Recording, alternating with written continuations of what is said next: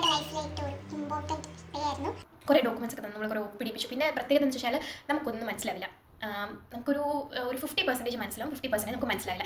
എനിക്കൊരു മൊമെന്റ് ഒരു ഇറങ്ങി ഓടിയാലോ എന്നൊക്കെയുള്ള ഒരു തോന്നൽ വരും. കാരണം നമുക്കൊന്നും അറിഞ്ഞൂടാ, നമുക്ക് ഇവിടുത്തെ ആൾക്കാരെ അറിഞ്ഞൂടാ, ഇവരുടെ കൾച്ചർ ഇവർ പഠിച്ചു വന്ന നമ്മുടെ നാട്ടിലൊരു രീതിയല്ലല്ലോ ഇവിടെ വരുന്നത്. അവരുടെയൊക്കെ ജർമ്മൻ കേൾക്കുമ്പോൾ നമുക്കിങ്ങനെ കണ്ണ് നമുക്ക് കൊത്തി അവർ പറയുന്ന ജർമ്മൻ കണ്ടിട്ട് നമ്മളെ പഠിപ്പിച്ച ഒരു രീതിയും നമ്മൾ പഠിച്ചു വന്നതും അല്ലെങ്കിൽ നമ്മുടെ ഒരു നമുക്കൊരു പുറകിലോട്ട് നിൽക്കുന്ന ഒരു സ്വഭാവം ഉണ്ടല്ലോ, ഒരു ഷൈനസ്. അപ്പം അവർക്കതൊന്നുമില്ല. അവർ ഭയങ്കര എന്താ പറയുക, സ്പോർട്ടിലെല്ലാം ചെയ്യാൻ തയ്യാറായി നിൽക്കുന്നവരാണ്. നമ്മളൊരു എഴുതിക്കൊണ്ടിരിക്കുന്ന ഒരു അവസ്ഥയായിരുന്നു.